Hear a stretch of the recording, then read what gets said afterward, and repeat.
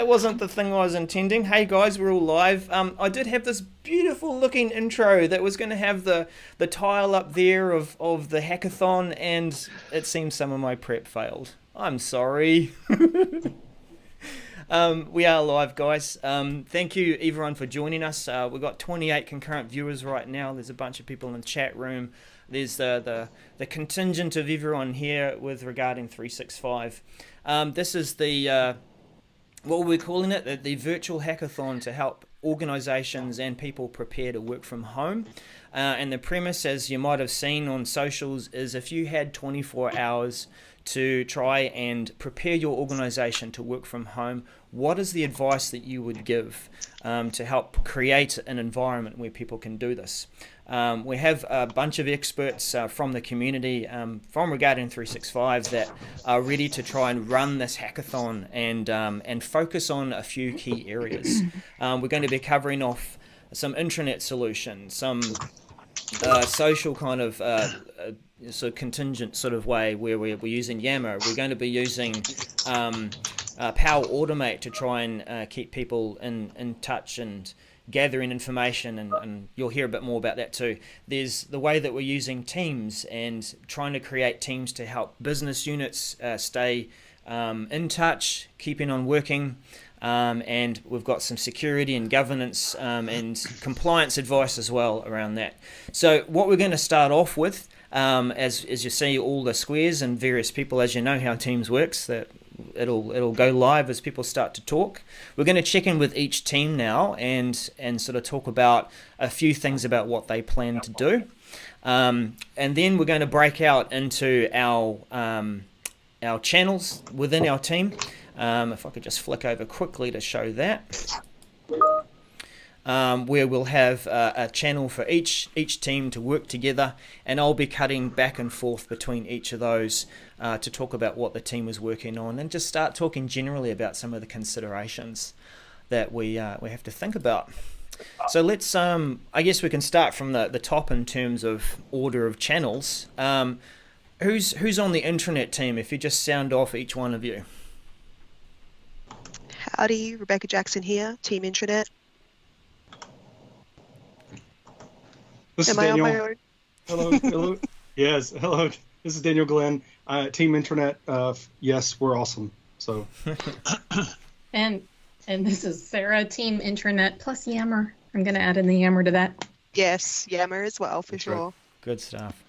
All right, so have you managed to get together and talk about some of your solutions? We've got some notes happening. Yeah.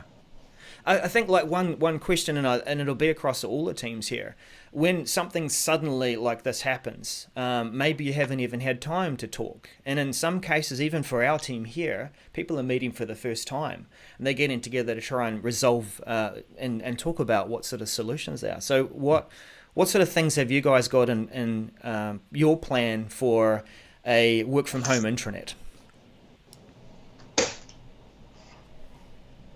So when something like this happens for me, generally I'll start to pull together resources that I've used before, which is what I've been doing, is looking at other things that I've done in the past that we can leverage rather than starting from scratch, especially from a content perspective.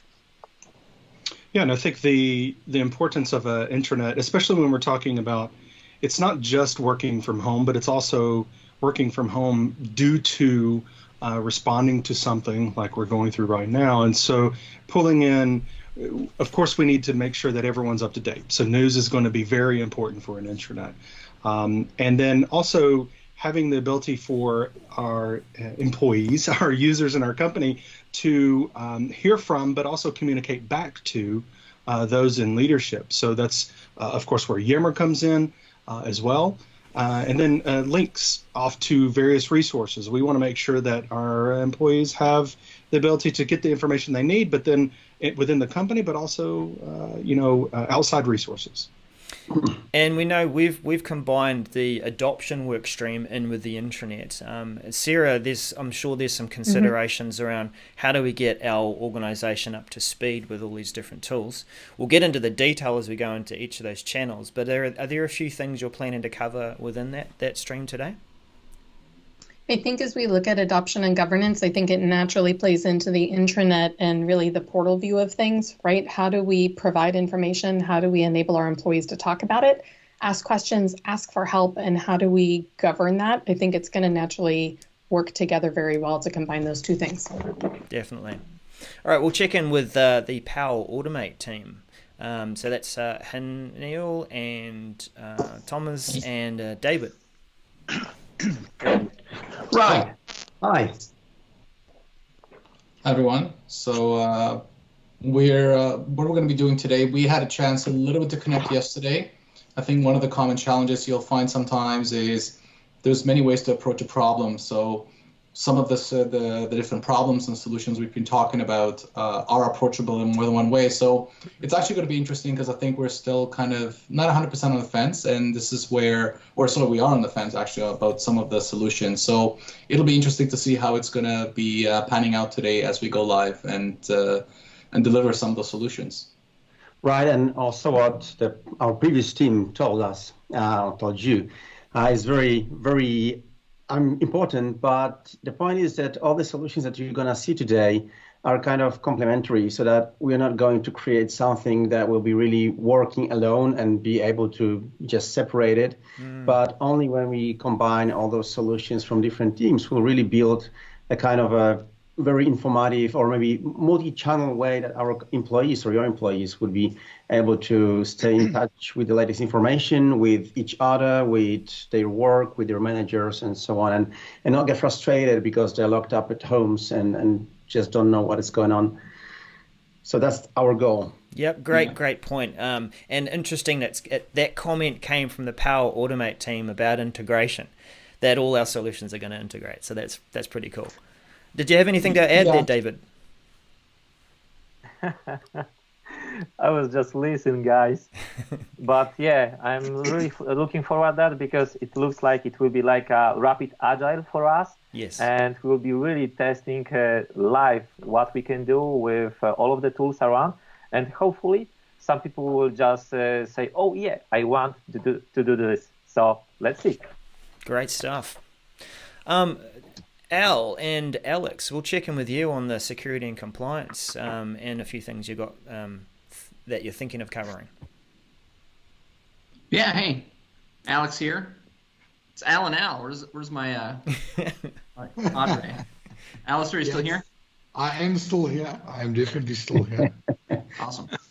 Yeah, so I think we've been kind of chatting on the side here as you've been getting underway, and we definitely want to talk about multi-factor authentication and conditional access as kind of the first place to start. And we'll also be taking a look at secure score, compliance score, and information protection, some of those other things. And then we want to have a little bit of a discussion about licensing with some of these as well, since that's an inevitable question I think that comes up. Yeah, all these sorts of things that haven't been considered, and all of a sudden you got to go out the door. How do we get a hold of this stuff? What are your thoughts there, Al? Pretty much just to echo what the other Al on the show has said. It's pretty much in 24 hours, how do we go about enabling all these services so that we can manage the endpoint, which we have no control of, better and provide the same level of service to our users inside of the organization, which is always tricky because they're no longer part of our extended perimeter network. And what are the pitfalls? What are the things that could possibly happen, like switching on MFA and users don't know how to enable the Authenticator app? Those sort of things that we've experienced over the last however long we've been working with Office 365. And then also, what are the license implications of switching on something like Cloud App Security, where we want the IT administrators to be able to worry about stuff like impossible travel policies. Should someone be compromised because they're sitting at a coffee shop somewhere hitting an unsecured Wi-Fi? Yeah, that's Sorry definitely for jumping on that. I think right now there is, like, with all of what is happening, a lot of schools is trying to roll out the Office 365, and maybe they will hear the useful information or the stuff which they don't know. So this is super cool. Definitely. The other team we'll check in on, of course, is Teams. So that is Phil and Ian. Hello. Hello. Teams to sort itself out. So yeah, no, we'll be going through some of the basics considerations and things, and looking at some of the scenarios around Teams of what you may or may not want to implement, depending on your different size of organization, and then crossing that over with Alan, Alex on the security side of things, and Sarah, Daniel, and Rebecca on the intranet stuff, and seeing how we can bring some of that stuff together, and then look at what the Power Platform people are doing, and then get those things pushed through to our users. So we need to make sure we got all the adoption pieces working as well, because that's going to be the hardest part, I think. The technical part is always up for discussion and debate, but the getting the users actually on board is going to be the hard part, and making sure we don't overload people. Yeah. What have you got to add there, Ian? Well, yeah, exactly that. I mean, very conscious of the users at the end of the day, so really creating a system that's easy to use. Some of them may or may not have ever used Teams before. So really coming up with some best practices to get up and running quickly. Because Teams is going to be, in this type of scenario, Teams is going to be so important as a way of staying in touch with your colleagues, both visually, audio and channel chat, etc. So it very much is the key interface, I think, to all of this. With obviously the security behind and the intranet stuff behind as well. So that's what we'll be trying to build, and just come up with best practices on how you can build something quickly. Yeah, brilliant.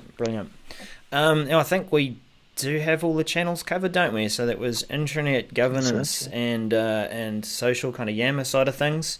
You've got Teams for teamwork, whether it be your team or you're working on customer work, security and compliance, and the Power Automate side of things as well. So we're about 12 minutes into it. How are we feeling, team? Are you ready to bust out and go and join your team meetings that are in each of the channels? Let's do it. Team! Yeah. Good. Let's do it. Yeah. All right. Yes. So drop off this call. Of course, the live audience are going to be seeing me continuing, and I'll be jumping between the different channels. But go join your channels. And we'll cut over to see what that looks like. See you over on the other side, guys and girls. Okay. Bye. Thanks, Daryl. Thanks. Okay. Bye. Cheerio. Good luck, everyone. Awesome. So what we should see as people are all dropping off, there's a bunch of those pop-ups coming up. You'll see. Oh, there we go. Various different meetings. I should have reminded them we are going to try and record each of the channels as well, because there is going to be some deep dive info there for each of the teams as they start working things together. So there we go. 2 calls. I might just have a quick look into each of these channels to see. We'll end this call because I'm the only one in the stand-up that we had at the beginning. That's good. We still have a live stream. And we've got 2 calls going on for meeting and governance. All right, so yeah, a little confusion already to start with. That's all right. I think Rebecca's over there in the meeting, but they'll sort that out. We've also got Power Platform, and should be able to see people join there. So Power Platform team have managed to find their way. Security and compliance should be Alex and Al. Yep, and teams. We've got Phil, and I guess Ian will be joining shortly too. So you see my experience of this. I'm able to see across all of these different channels and see what's going on. And I think the key thing here is that there is going to be a bit of confusion and a bit of, you might say, angst as people are trying to get these things sorted, come up with solutions to help their organizations. Alex and Elle have not met before in person. This is the first time they've had a few chats over social. Alex has recently joined regarding 365. There's an example of where 2 people who might have been in an org need to get together and come up with a solution quickly and work together and form that trust. And there's all sorts of things like this that all the orgs are starting to realize and recognize, depending on what size you are. But yeah, let's go in and we'll check in to see what's going on within the. Let's see. We'll start off with Intranet and adoption, I guess. Yep. So they've managed to find their way through to the meeting that we set up, and this is a channel meeting. So it's the difference here that you might be using Microsoft Teams to create meetings. You probably either are doing that from Outlook just out of habit, or maybe you're going to your calendar tab. What we have done, if I can just show, because it's Saturday here in New Zealand, full week, is that we've created these meetings, and they're also channel meetings, and that means that anyone in the team can jump in, they can get involved, they can have their 10 cents worth and contribute to the solution. So this is quite ideal in terms of rapid collaboration with Microsoft Teams for this solution. So yeah, let's get into or joining at least this team. I wonder if I should have come up with a way of knocking on the door beforehand. Oh well, I'll just join and we'll see. Yeah, of course that's going to look like that, isn't it? Join that. We don't need to. Tent staff. There we go. Yeah, we could do that. So hello, please, I'm just knocking on the door here, guys. Sorry to interrupt. Hello, Daryl. Yeah, that's all right. Yeah, please continue. Where are we at with the initial planning? We are just setting up our the way we're going to brainstorm, because we think we need to do that. So we're going to setting that up now. Rebecca is tackling that so we can come up with a plan before we start doing the clickety clicks. Yep. So I've got a brainstorm notes. We've set up our own section because we think that we'll probably have more needs than just under the planning section. So we've got our own bit, and I've just started brainstorming notes so we can come together and get a bit of a plan of attack happening. All right, so I'm showing this on screen now. I've gone out to the team view, and Rebecca's up in the top corner. No, so that's not the right one she's talking about. Okay. Are you still working on where that notebook is? Yes, we're still working on that. So that's not the right one. But, but same concept. So we'll be pushing that out to the channel here momentarily for when that gets created. So that's cool. Yeah. Don't let me distract you there. I'll pass a few comments as we go. Rebecca's a OneNoter from way back, definitely, and I know it's quite a popular application across the full team. Within making notes, dropping in things rapidly, using it as a whiteboard, coming up with ideas, and so a good place to start, so that everyone is literally on the same page and you can be synchronized that way. Yeah, so I just did a little right click on the page and dropped a link to it in our channel so that everyone can get to it in case they're not on the same one. Yep, fantastic. Right click, copy page is one of my favorite things. Yeah, definitely. There it is. There we go. So we'll keep that working. I'll do that. Is that going to open up? Yeah, we'll do that's going to open up OneNote on my desktop. All right. No, we'll go to web view. Okay, so as far as where we get started, we're talking about making sure we're talking about creating a site for a response, right? Mm-hmm. Yeah, right. Team. So one thing that I think, and I'll throw this out there, and feel free to rebut, but the Microsoft has actually just created and released a new addition to their provisioning, their SharePoint PnP provisioning service, and the template called Crisis Communications. And it's just a starting point for what we were discussing on the stand-up. But what are your thoughts about maybe actually just starting with that template and then building upon that template? I think that's a great idea. Because presumably it's already pre-set up with some of the stuff we need. It is, and I think it's now that they have it in the lookbook, I actually think that it would be a great idea for us to go and show people who maybe haven't stepped into that realm yet how quick and easy it is to actually take something from the lookbook where you get to kind of see some information about it and how to provision it in your tenant and how fast it is to actually get it to a starting point where you can be up and running in literally 2 minutes or less with something to get us started as a SharePoint communication site. Yes, ma'am. So I have actually just shared my screen showing the SharePoint provisioning service. This is, you can download a PDF for the lookbook that Sarah was just mentioning. You can also really get into the designs themselves by clicking on any of these to see what those components will be. So I'm going to click on the crisis communications one, which is under the organization category. And it just gives you a look as to what it'll look like when you get started. It does give you a little bit of information about what each one of these are when you click into them. And then it tells you about the site features, what it's highlighting and using, the web parts that are used when you deploy this, and then the content that's included. And really what this is doing, just as a 10-second here overview, is as an admin, I come in here and I deploy this. It's going to go out and create a site collection in my tenant, Office 365 tenant, and it's going to deploy these, and the site is going to look exactly like this. And then it's just a site, and you can do whatever you want to with it, right? Definitely, I think that it's already helpful giving people a starting point. And no, this is never going to be about getting everything perfect or getting your organizational brand across the top. But anything that can help people start and then just build from there is going to be a huge, huge help. All right. So, team, do you want me to just go ahead and get started here?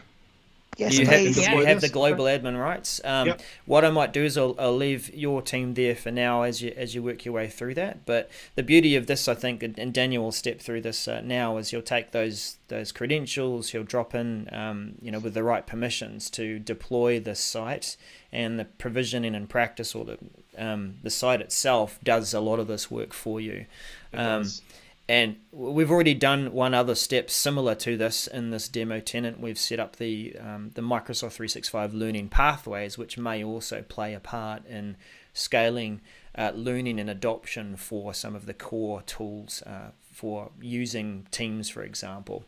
So I'll leave you guys here. I don't want to see you dropping and or copying and pasting various details. But I'll cut over and we'll check in again a bit later. Thanks, Daryl. Good work, guys. Thanks, Daryl. All right. So good comments there in terms of how the teams are working, what they're working on, what they're thinking about, and a good starting point is looking at some of these solutions that are becoming available now in the SharePoint provisioning service. If that gives you a good start, then you can build on it from there. Crisis communication sites are already popping up. They're being created manually based on what an org might already have in place. The key thing is having that page so that you can keep updating that information so everyone knows what's going on and can go to one place to do that.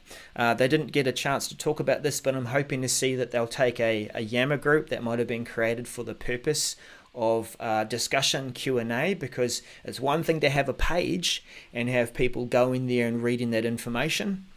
It's also another thing to have that ability to have questions and answers alongside the content so that people feel like they've been listened to, and maybe the content on that page can get refined as those questions come through. It'll also be a great source for frequently asked questions, so we might see some of that come through in the Power Automate solution, perhaps a bot or something to do with Q&A. Who should we pick on next? We'll take a look at we'll just work our way down the list, I think. I'm going to check in with the Power Platform team. And yeah, that's good to see they've got the red dot going, so they were recording. Didn't quite get the recording going for intranet and governance, etc. So we'll just jump in here. Adding of additional questions. Knock knock, guys. This is Daryl joining you and our live audience as well. Don't let me interrupt so much. I just wanted to let you know I'm checking in. Awesome. Nice. Yeah, so Thomas, just give a bit of an overview of what is the Power Virtual Agent, which is essentially a chatbot, and trying to give some scenarios of where we might be able to use it for not just a specific scenario around the COVID right now where people are looking for answers, but on an everyday basis where people are looking for answers at work. Yeah, like that's true. So basically, you can use it for like in two areas. The first one is external communication. So you can create this chatbot and actually embed it on your public-facing website to really serve your customers. For example, if you're a retailer and you are selling some products, and then you can have this chatbot as you can already find them on vast number of websites of e-commerce shops and so on. We can just talk about your issues with the products you ordered, or maybe about the order, about just anything. So you can create a chatbot to connect with the CRM and then actually serve your customers. And then on the other hand, you can also use the Power Virtual Agents to build solutions for your internal employees. For example, to create like a help desk where they can find answers to the issues they have. That is then capable as well to create the tickets for the help desk. Or, as we are going to showcase today, to build this Q&A bot that will very fast answer to the doubts or questions of the employees about the current situation, so that they don't really necessarily have to go into like intranet or maybe use search, but they will just able to pose the question to the virtual agent that can be embedded in Teams as well, and then get the answer immediately. I'll tell you, I'm delightfully surprised to see as I go in and see this is what you're first working on, because I was just talking to the Intranet team, and then we're going through a few thoughts around using Yammer and embedding that into a page. You're getting people who are asking questions and answering things within that group, but surely this solution is all about helping to provide information at scale, isn't it? And that's really the key thing for a multi-thousand org who has to send everyone to work from home. How do you get this information across at scale? That was a question. Oh, well, I guess it was a statement and a question, but yeah, feel free to continue with any of those inspirational thoughts. Just one thing that's really important is that the Power Virtual Agents, if you're like a new organization that is just starting its journey with this tool, it's free to use for 60 days. So even under those circumstances that you're just starting this integration with PVA, you're really able to get most of it for free. And then after this trial run, you can justify if that's something you really want to work with or maybe not. But for the first 60 days, and hopefully the whole crisis will be just over after 60 days or sooner even, you can just do it for free. And just to add to I guess, Daryl, in terms of rolling it out, assuming that, and I think, Thomas, you made the point that right now we're talking about it in the context of the virus, but it could be something that would be used potentially long-term for organizations, right, that are international, global, they're large, there's thousands of people. So I think where these virtual agents will be a little bit different from Yammer is that Yammer is essentially unscripted. Anybody can go in there, they ask their questions, they have their conversations. When it comes to the virtual agent, I think the idea behind it is that it will be more curated. So people will have questions, the answers to those questions will be well defined. And I think what we're going to try to show today is that when you have the virtual agent, which Thomas has already built, and David, I don't know if you had part of that as well, that it already knows some questions and it knows the answer to those questions. But what happens if a new question comes up? You want to provide an answer. So making the bot essentially self-taught with the input of an expert in the field is what we're going to try to showcase today. Correct. So like I have this small diagram that I just want to build. Oh, Oh no, you're bricking it out, man. Oh no. I'm just invisible, man. I'm the invisible. Okay, so nice one. I have a general idea of what I want to build, and if you let me, I'll just get down to work because. Oh yeah, look, yeah. We're going to check in with some other teams, but it's good to hear about what you're working on, guys. And really interested to see how you get along with the rest of it. So see you again a bit later on. I'll cut over to another team. Awesome. All right. See you again. Soon. All right. Again, it was as if it was scripted, but it wasn't, right? I was just talking about it. We check in with the team, and that's exactly what they're doing. They're creating a Q&A bots to help scale curated information so that people can get the information that they need about working, about how to deal with the crisis, and as you've heard, they're also going to be looping in subject matter experts to help curate this information. So good to hear some of the connections that are already happening across the solutions. I'm going to check in now with the security and compliance team. That's Alistair and Alex, double L. And we'll just join here. Make sure that we've got our right scene. Here we go. Here. But identity knock, knock, is guys. the multi-factor Knock, knock. policy. Just Daryl here joining the call, joining the your planning solutions. Don't let me interrupt, but maybe you just want to bring me up to speed so I can let the audience what you guys are working on. Yeah, Alistair, what do you want to go ahead? So what we've listed as part of being able to secure your environment or secure the endpoint, because we no longer control the endpoint, or we might control, but there's more endpoints to worry about with people working from home. Our first port of call is to look at something as simple as multi-factor authentication and conditional access before we jump into the reporting side of things for IT administrators around secure score, compliance score, and what happens on the back end around cloud app security. But our first port of call, when looking at users working from home that's no longer on this perimeter network or this, well, when I say perimeter network, I generally mean it's a physical location that you go to every day. I mean, perimeter networks are a little bit different now that we are working with things in the cloud. But our first port of call would be to understand what multi-factor authentication is, where it is, what do you require, what do you need from a licensing perspective to switch it on, and what the impact is going to be when we start talking to users who are now gone home and all of a sudden there's new ways that they need to log into their Office 365 or Microsoft 365 tenant when they start working with it. That's pretty much where we're at right now, and we're actually just about to enable things. That's right. And so a really key piece here that we were talking about is making it as easy as possible for end users to get enrolled in multi-factor. And so we really wanted to take a look at that multi-factor registration policy as part of that.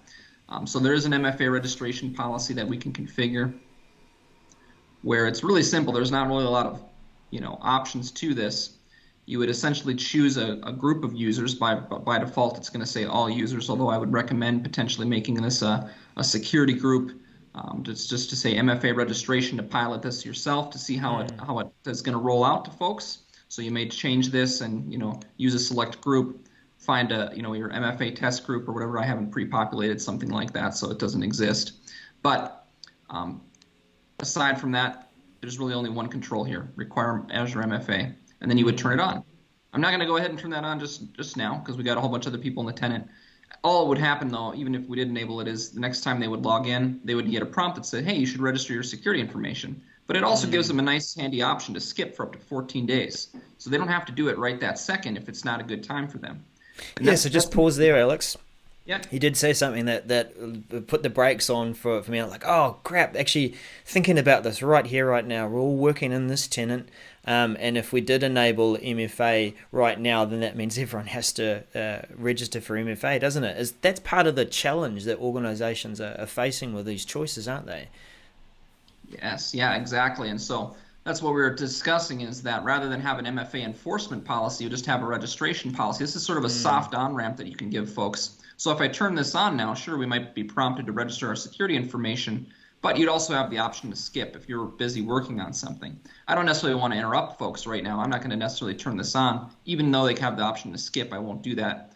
But I think it's always a good idea to start with another group that maybe you and some other administrators are in, just so you can preview the experience yourself, validate how that's going to look. As well, it's a really good idea to, as you go through that, you might do a branded, for your company or whatever, you might brand a document that you hand out, or at least send some, send a link to like the steps that Microsoft publishes, right? I mean, they should be keeping these up to date. So, you can send them the docs article, or if you wanted to be a little more fancy, you could create a document that you post on your SharePoint intranet site or whatever that just walks people through the process. So here's what it looks like. You open your authenticator app, you hit click next, et cetera, et cetera. There's actually a short code for it, so it's https:// aka.ms/MFA setup. Yes. And it will actually take you through, it will take you straight there. Just something to note, Daryl. What we're showing you here is an M365 license. If you do not have that, if you've just got an Office 365 E3, you do not get this experience. You actually have to go, it almost looks like the old admin center where there's an enable MFA tab, and that tab actually sits in the old admin center. It doesn't take you to Azure. And then it's a little bit different because you literally have to select the individual users. In order to flip the switch that we have here. The other thing is if you don't have the right plan or there's no EM plus S bolt-on, you can actually enforce MFA in a different panel. It's not where Alex was now. I mean, this is the Rolls-Royce version of what you're looking at, because we've got this and we can actually roll out a soft restriction one. But pretty much there. And they hide it so well because you've got to scroll all the way down. That's not at the bottom. To switch this actually on. So the option that some organizations, if they're using Microsoft Business or they're using an E3, you say it's not a soft option. It's going to be it's on or it's off, and you've got to go through each individual user to enable. If you can't hit the identity protection tab because you don't have the necessary license, got it. Right. And so this will be great.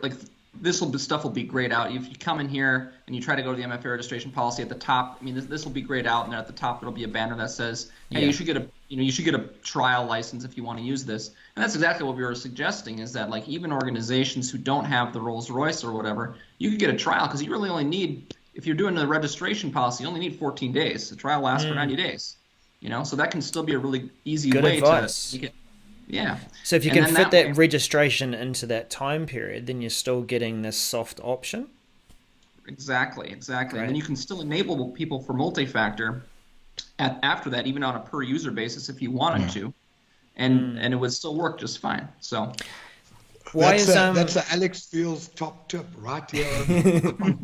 If I had the lower thirds and the splash screens, I would throw it over the top to say, yes, Alex tips. So the sort of rounding this off before I go check in with another team, MFA is definitely a crucial step to get right and address up front, because sure, we're in a crisis situation, but we still need to keep things secure, don't we? So what are some parting thoughts before I cut over to another team?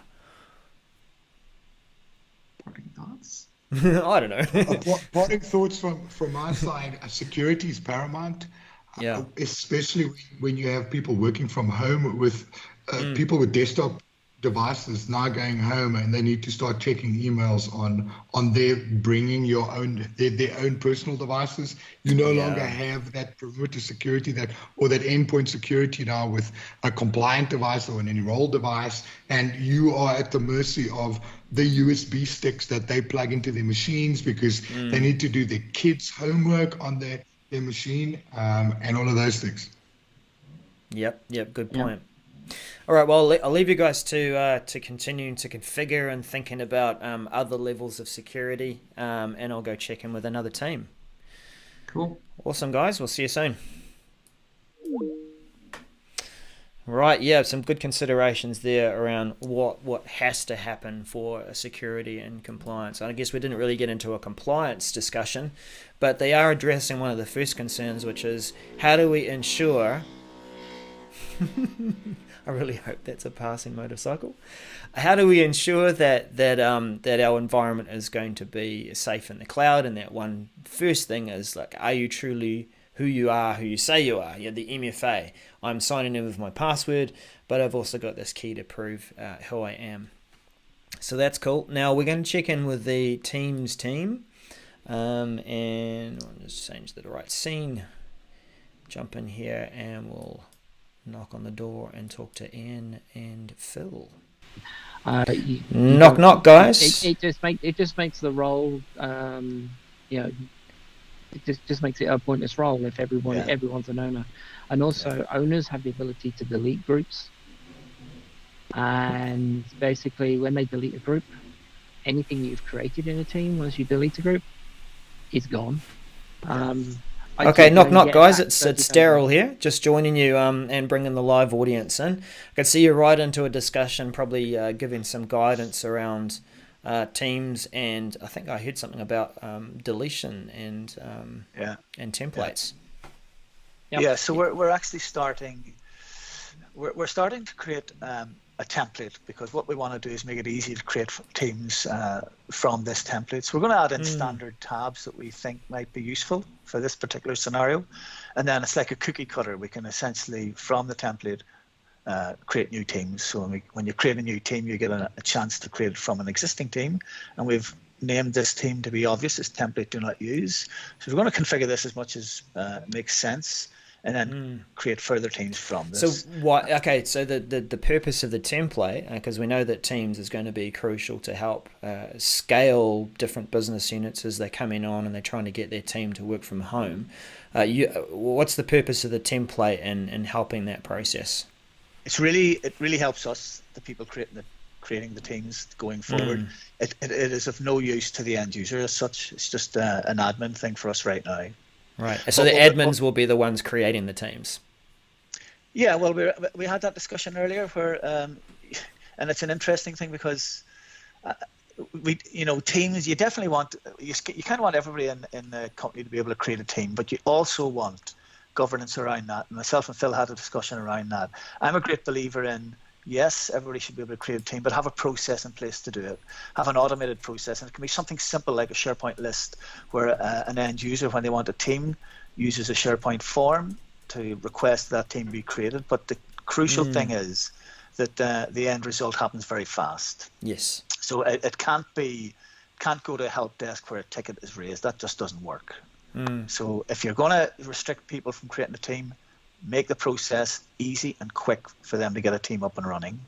And we've got all the tools here now to do that. We've got SharePoint list, SharePoint form, a Power Automate flow to take that request and fire off a card, if you like, into a team belonging to IT. Wow, you've got all that in place, or are they just at the moment the things you're thinking about? In about 5 minutes we should have that. Boom. And we haven't even talked to the flow guys yet. Oh yeah, wow. Power Automate guys. Yeah. And the conversation we're having around this particular screen right now is that we always want at least 2 or more owners of a team. Good advice. Yes. Why is that? Because if somebody leaves, if you have one owner of the team and somebody leaves, then you have no owner of that team. And when people are in kind of a panic state, I'm not saying that they're necessarily panicking, but because it's all working from home, things are under pressure. It could happen, couldn't it? Someone could exit their own team, and then you've got no owner. Now, is there a backup plan for that? Like, how would you get someone into being an owner again? Can an admin cover that scenario? Absolutely. So, basically, what's behind all this is an Office 365 group. The Office 365 group concept is huge. It's a very important thing to understand. So, an admin, somebody with admin privileges, global admin, can go into that Office 365 group and add an owner. All right, so do continue with creating the template, and it's interesting to hear also what you plan to make as part of that template. Are there any standard channels that you're going to create that are part of this, or what sort of things would be in a template? I've always found that a planner plan, a OneNote notebook, take out the wiki, because every single time you create a team, you get a wiki. We prefer, we being me, Phil, and the rest of the world, prefer a OneNote notebook to take that role. Right. And then I think a great thing to add in to the team as well is a link to the Getting Started with Teams video that Microsoft have in their training, and have that tab always in the same place, so we can always tell people in email or whatever that the third tab along, Getting Started in Teams. It's an excellent 2 or 3 minute video that runs through the concepts of what a team is. No, that's good, and it's already making a link through to the strategy for adoption, for bringing people to work from home, because crucial thing is, how do you ramp people up with their skills if they've never touched it before? Exactly. Bringing those kind of tools into the template is pretty good. That's really crucial. I wonder if, and this would be an integration point, is that sure, there's that tab to go through to that resource. Maybe as we check in with the intranet and the adoption team, they may have already started some work on, let's say, the custom, the learning pathway site that might be able to, point towards a updatable page that the organization can continue to change. So that probably could be another good one or even an alternative to that tab. Yeah, that was one thing. Yeah, that was one thing that we talked about briefly, and we've got to cross connect in with that team to find out what resources they're using, because there is now an option to put an application into the left-hand rail of Teams. Oh yeah. So that's something that we can do if those learning pathways are there, and that means they're accessible from everywhere, and it's just easier to tell the users to go down to the left-hand rail, click on the icon and go there, as opposed to trying to find it in a tab in some group somewhere, some team. Right. So. Right. And we can always put that in exactly in this, at the very top, and obviously it means for everybody running Teams in the company, the learning pathways will be in that location, rather than adding it as a tab, if you like, into the team. If you want to move your pointer, Phil, we can actually put the learning pathway site above activity there on the left, using App Studio, straightforward.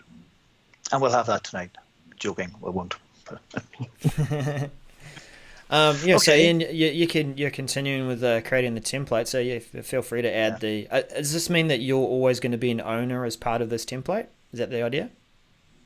Well, that's a good question. So template, the fact that we're creating a team with the name template in it doesn't mean anything special. It's just a team we're creating. Okay. So yes, I'll be the owner of this team. It just happens to be called template to make it easy for us to create another team from this template. Right. Okay. Well, I'll tell you what. I'll switch out because it looks like I'm getting a request for help from the Intranet team. They want a special security group, so I'll jump into their team and we'll see what we can do to help them out. We'll check in with you guys again a bit later. Okay. All right. Bye. Cool. See you soon. Right. So yeah, in true fashion, interesting, right? It is kind of happening right here, right now, that we're trying to get all these things going and working, and you will find that sometimes there's that request for getting additional security groups, things that we haven't thought of. So it's important to have that central point of contact that can do these sorts of things to make it all happen. You will have IT admins and people in your information systems help desk that still need to operate to help support these sorts of things and be able to do it from home. So I'm going to jump into the Intranet adoption and governance team. Actually, I might just have a quick look at our chat here. So any chance to get a security group enabled for Daniel, Bex and me for governance, setting up moderation keyword lists. All right. Yeah, well, that's what I'll do. I'll jump in and I'll talk to Sarah about that. And we'll try and create that group on the fly while we're at it. So let's join that team again. Script. Knock knock. Knock knock. This is Daryl. I've got Sarah's request there Daryl for. comes in at the perfect moment. Did I? Well, You came in just as Daniel was saying, "Hey Sarah, help me troubleshoot this script." Of course. yes. Hey, Daryl. How are you? Well, don't let me interrupt you with that troubleshooting. So I thought I'd join this call because I did see there was a request there from Sarah too to create a security group, and that was for monitoring keywords in the Yammer group. Was that right? That's right. In fact, it was. I was actually going to bring that up in a little bit once we finished adding in this RSS feed. But yes, I was trying to do some prep work ahead of time. We haven't told people yet about what all of that is. Okay. Are you happy to say that yet while I go ahead and create the group? Can you create the group and then we let Daniel finish troubleshooting his RSS feed and then we come to it? Or Daniel, you don't want us to do that? Just go ahead and. Yes. Lost for words. No, that's all right, mate. Let's maybe Rebecca can catch you up, Daryl, as to what Sure. we're doing. Okay. I can do that. That is something Rebecca can be helpful with. So we had a good discussion about all of the bits and pieces that we wanted to get going with the crisis site. So very exciting that SharePoint has an out-of-the-box PMP template for crisis communications, and we've leveraged that. I don't know why that's funny. What did I do? We've used that, and there is some really great out-of-the-box stuff in there. We found that there's already streams in there from the Twitter for Who and to Yammer, so we didn't have to create any of that stuff, which we'd actually already discussed. There's already news items in there that we can leverage. We've discussed. Yeah, it's really, really good. Do you have that on screen that you could maybe show and just share your desktop? I can do that. Bear with me. Okay. Did you want to do that, Dan? Have you got it up already? Daniel can keep doing his RSS script if you want. Yeah. Please, Rebecca, will you run with it? That'll be great. I will do. Bear with me and one while moment. You're doing that, I'm going to call this security group for you, Sarah, Yammer keywords group. Will that be good enough? That'll be keywords great. monitoring. Making a note right now. Thank you. I will copy and paste the name, of course, monitoring. Thank you. One thing you will find, people, as you're trying to throw these things together in a hurried fashion, this is a security group, that you may find you will make spelling mistakes. So do double check. Well, I just said something to that effect. So about people cannot make fun of me for my spelling mistakes. So it's okay. No, we can fix those things later. Have you got my... That's starting to come through now, Rebecca. Okay, I've got your screen. So already pre-set up with some news articles, some of which we'll leverage, some of which we might not. So containment is key. Interesting one. We thought precautionary measures is a good one to have, best practices for working remotely. And we've, like it says, Daniel's editing the page, but we haven't done anything to it. So there's a section here for the response team. So who are the people to get in touch with if you've got questions. It's fantastic. Like there's all this starting point, even to the point of, like they've even got COVID-19. Right. What is that? Is a video through to World Health? Yeah, so there's all these additional resources links, which is good. Again, something, in our pre-discussion, we'd pretty much already discussed most of this, but we hadn't discussed having links to the response team. So that's a nice prompt, even for people who have experience doing this sort of stuff. There's prompts in here for things that you might miss in a crisis situation. All of these videos were here already.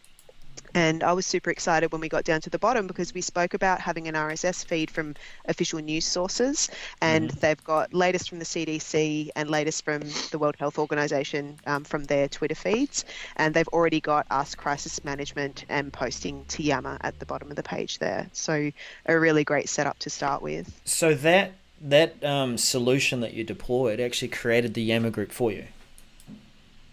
I believe that this is... No. That's sorry. Go ahead. It did? No. It did not. That's a picture, Daryl. They're saying add your Yammer here. It did not create it for us. So we've done that separately. Sarah did that, and we are. I've already added actually. So Rebecca, if you actually want to refresh the page, you'll see that I've added the Yammer web part to that. So the conversation for that Yammer network. It's not. We're not there yet as far as creating content, but it's there now. Come on, mush, people. We've been at this for 50 minutes. Why isn't this solution in place? I've got a couple of Yammer posts out already in each of the groups, so we should see at least one message out there. Oh, okay. Very cool. So what I did, we see that, Sarah, or I do on my page. What I did was I was trying to add the Yammer stream the old way by doing the embed. So don't do that. I use the conversation web part for Yammer and put it on the page. It looks like Rebecca's page is just taking a little bit to load. My screen is taking forever. While it does that, the other thing I'm working on setting up a list for questions and answers. So the plan is that we'll have the official questions and answers from the event here alongside the Yammer group that we've created where people can actually ask questions. So Sarah's set up that group, and Sarah's also set up a working from home group / community, depending on where you're at, because we felt like those would be very separate questions, and that work from home community would have longevity as well. Oh, that's good. There we go. We've got some refresh on my page there, so we can see Sarah has already posted, letting everyone know that there's a new community discussion. That's an awesome, nearly swore then, awesome message, Sarah. Good stuff. But we're so far ahead already just because there was this preset template. That really does help. I don't think we saw anything in the Power Automate team that is available for you to go in and just deploy that is targeted to this. So let's just say that the SharePoint and Intranet product group for Microsoft must have had a lot of work they've been putting in place. Looking ahead to trying to make this solution available. That's amazing. I have created that security group for you, so I did just drop that in the chat, and that'll be available for you to do what you need to for monitoring those keywords. It is just a security group. It's not a Office 365 group. Hopefully that's enough. But yeah, so we're looking at the working from home Yammer group. Yeah, I just flicked over so you can see we've got that working from home group and that COVID-19 group there, which Sarah is working in at the moment. And have we spoken about the keywords, Sarah? No, but we can. Do that. I think that's awesome. A great opportunity to do that. Daryl, one thing before I start talking about this, one thing I asked you in the chat window for is if you could shoot me the email address for that security group that you just created. Okay. I might have to go in and mail enable it or maybe even recreate one. So we'll take a look at that. Perfect. I'll share my screen and then I'll start introducing this whole topic area. So, okay. So when it comes to Yammer, moderation, every company makes really their own decisions about Yammer moderation, whether moderation is required, how much moderation is required, what the company's comfort level is with that kind of moderation. As it relates specifically to COVID-19 and coronavirus, one of the things that we discussed and that we know is that at our company, our employee relations and human resources teams want to stay on top of the employee dialogue about coronavirus because they want to add to their list of questions and answers. They want to make sure that they're responding to those employee questions. And frankly, we want to make sure that as employees are sharing news and information, that we don't get into sharing the fake news variety and that we're providing juried sources of content and information. So there's a lot of different ways to do monitoring in Yammer. You can use Power Automate, for example, to be able to search and monitor for keywords that are used within a Yammer community and to do things like send an email notification or post that Yammer post to Teams if it contains a certain keyword. So for example, I could build a Power Automate flow to watch this COVID-19 community that I'm showing right now. And whenever the word coronavirus is mentioned in a post out on this community, to take an action, to send an email, for example. The challenge with those Power Automate flows, they work really well for keyword monitoring, but they have to be set up against every Yammer community. And they would have to be set up basically one flow per Yammer community. But luckily, built in within Yammer, we do have the ability to do moderation that spans all of our Yammer communities, and that's what we're looking at today. So you have to be a verified Yammer admin, which I am. Daniel set me up as one. So here I've gone into the Yammer admin portal, and when you get into the Yammer admin portal and you're a verified admin, there is under content and security, there is a monitor keywords section over here. And in this monitor keywords area, I have the ability to go in and start specifying keywords that I want to monitor. And as you can see, my options are somewhat limited. I have to put in the keywords, and then I can send an email notification. And this email notification is going to go out anytime a message is posted to Yammer that has one of those keywords in it. So in this case, this is what we really want that security-enabled group for. We want a group that we can add people to in our organization that will automatically receive an email every time the word coronavirus, COVID-19, any derivative of those terms is actually used in a Yammer message so that they can go out and take a look at that Yammer message. So that's what we're looking to set up here. So in order to type in these keywords, the hardest part about this is the formatting. It's in a modified version of regex, which is a little bit weird. I hate that stuff. Yes. But my tagline is, if I can do it, anybody can do it. So very simple. So in order to get started with any keyword you want to monitor, you basically type in a /B to get started. Then you're going to type in the word, and I apologize, you're going to hear me typing kind of loud. So in this case, I'm going to start with the word coronavirus, all one word, and then I'm going to end it with another /B. And that's it, and that's my first term that I'm going to search on. So then you can actually search on a variety of terms, and I've already written out, to make this go faster, my terms on a separate screen.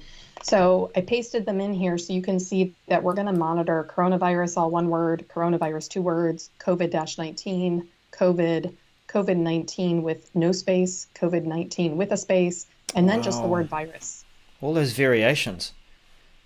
All those variations, every variation you can think of.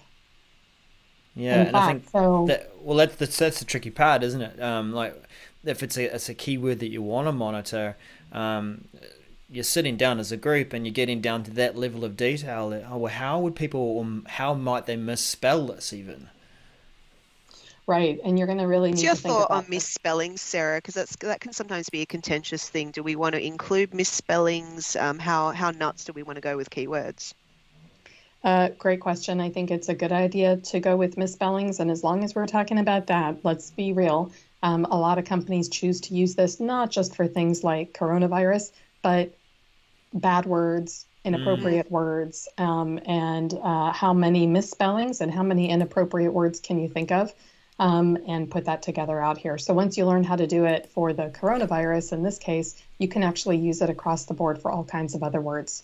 Yeah, on inappropriate words, if you have a need to do that, you can actually source lists from the internet, from community management sites that will give you all of the bad words, so you don't have to think of them yourself. And in practical real world experience, words that you never knew were bad words. Yeah. And just make sure that if you have to go look up any of those words to find out why they hit on your monitored keywords list, make sure that you use your personal computing device to Google those words. And explain to your spouse. With your HR executive about it. Yeah. And explain yourself as to why you're searching for bad words. Yep. So, Daryl, this means that I'm now at the point where right up here is where I magically need an email address, because I asked Daryl to create us a security-enabled group. Check the chat. It's right there in the team chat channel, right? So you'll find that there, within the team. The chat for this meeting. So let me 1 second. I stopped sharing my screen momentarily here, so I can go out there. And once you've got that email address in there, I'll cut over to checking in with another team. Okay, got it. Let me go back and share my screen. When you do that, Daryl, please let them know we are interested in their content and if they produce any content to put on the intranet, so they can hop on over to our channel and just throw in a link or something or whatever they want us to add to the page. Yep. Make sure we can get to it, obviously, and share it with us. But I just want to let you know. All right. So really quickly before Daryl leaves.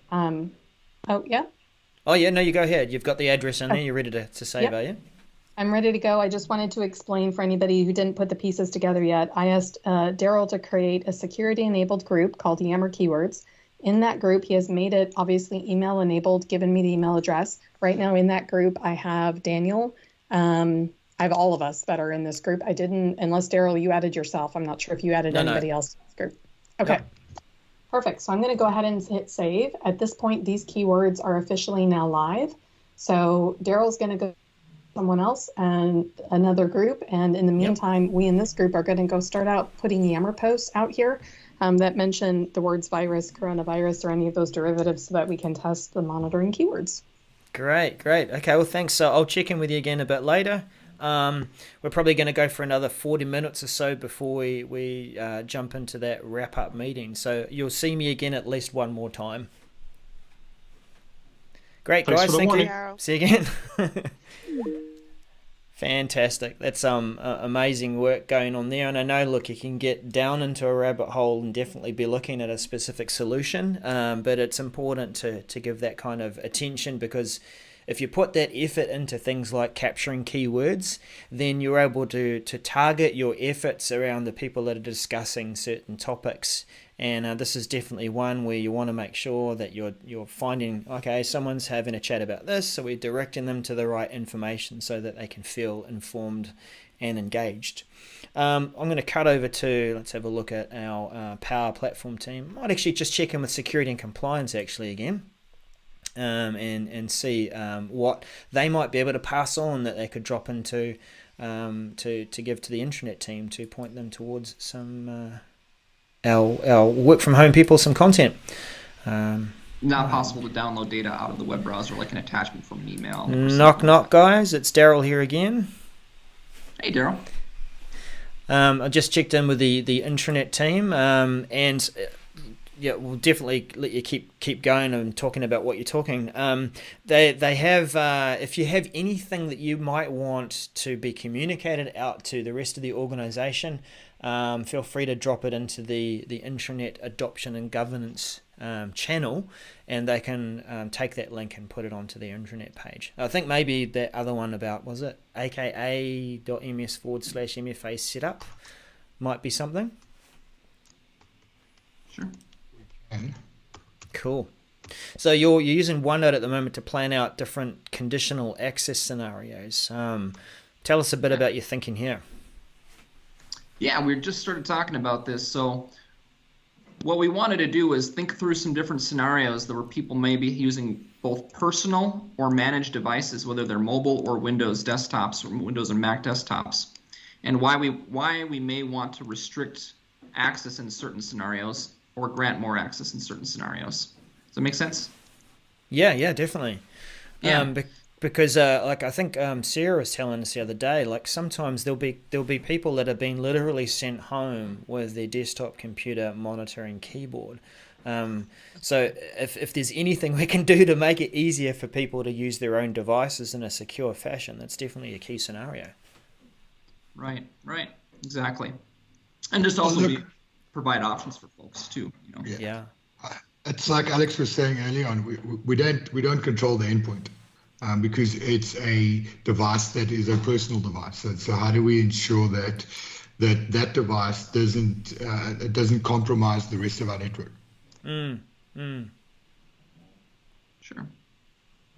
Yeah. So one of the scenarios that we were just talking about is that, you know, having a corporately managed, you know, endpoint is a good thing, because in that scenario, if it's managed, then I can know what security policies are being placed against that device. I can know the health of that device. I can get some real-time feedback on it. If something weird starts happening on it, I can get some alerting on that. But I don't have any kind of visibility like that on an unmanaged device. And so that means the risk is higher, and especially if they're using client apps. And the reason is because client apps sync data down to the local device. It's not the same as just working in a web browser where the data really lives in the cloud. It doesn't ever really leave the cloud.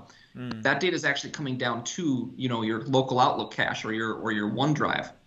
And even if you're syncing like SharePoint libraries and things like that through your OneDrive, that data, if you were to be hit with ransomware or whatever, that gets encrypted, and now all the files in the cloud, that's going to sync all those changes up, and those will be encrypted in the cloud as well. And so there's just a lot more risk in having unmanaged devices have unfettered access to stuff. And so one of the first things I usually recommend to customers is to, you know, consider blocking that access scenario.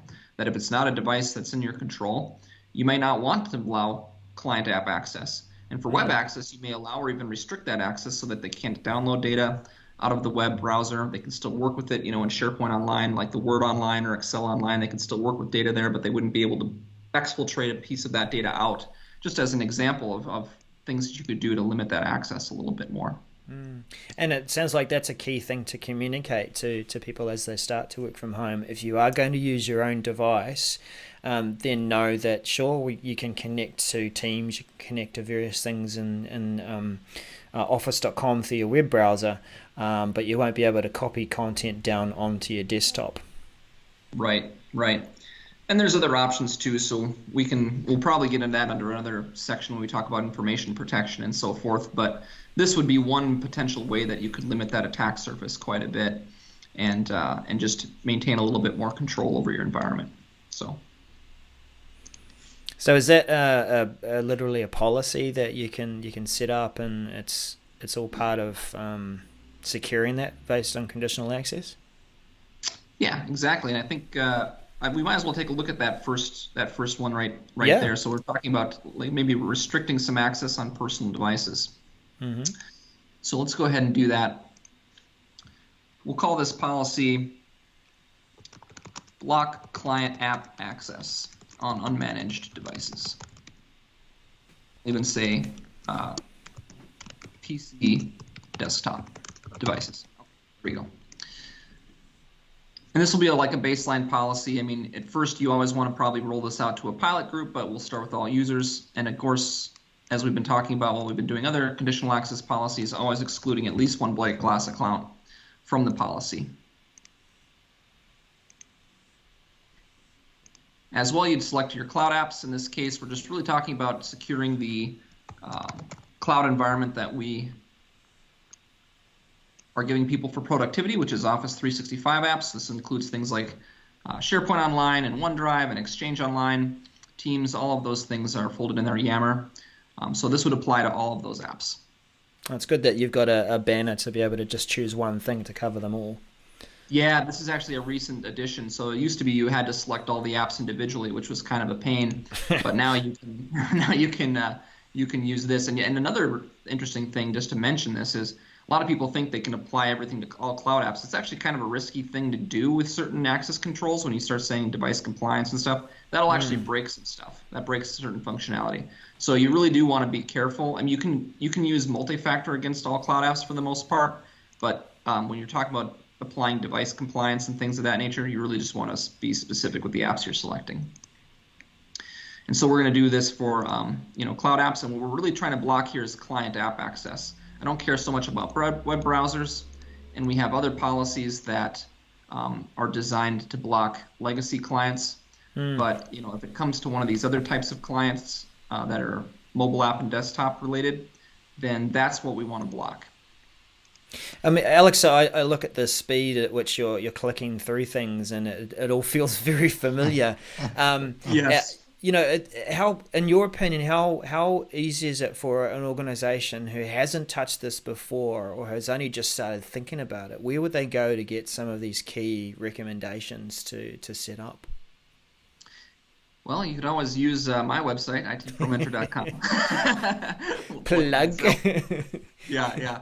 And in fact, the Microsoft Docs page though is they've got some really good articles around conditional access and some really common scenarios, including device compliance.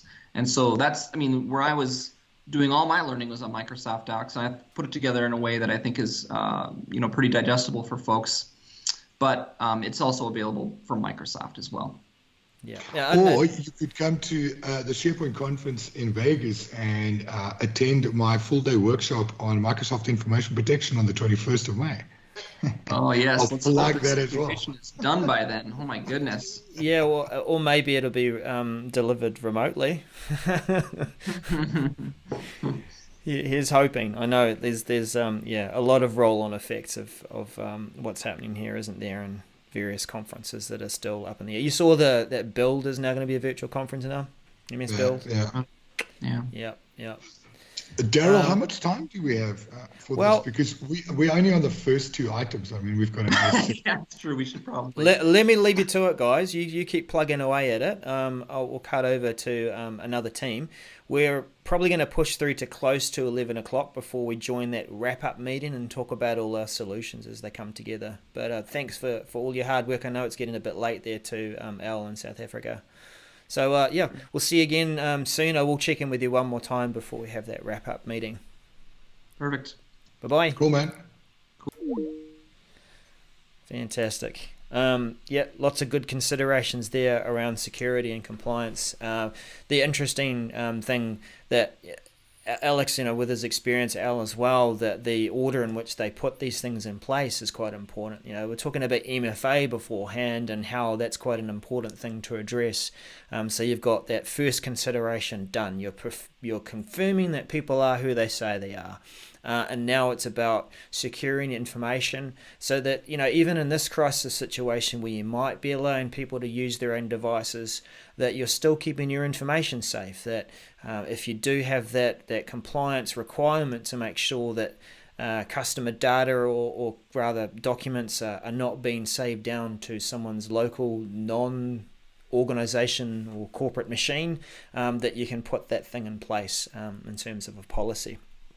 So yeah, good to hear that if you do want that kind of checklist of things to go through and cover that off, that it is in docs.com if you want to read through a few things, but Alex sounds like he's put a digest together for you to go and check that out. So check out his blog site. I think it's itmentor.com. Who shall we take a look at next? We'll have a look at, we haven't checked in with Teams or Power Platform for a bit. I think I'll check in with Power Platform. See how far they've got with their Q&A maker. Let's have a look here.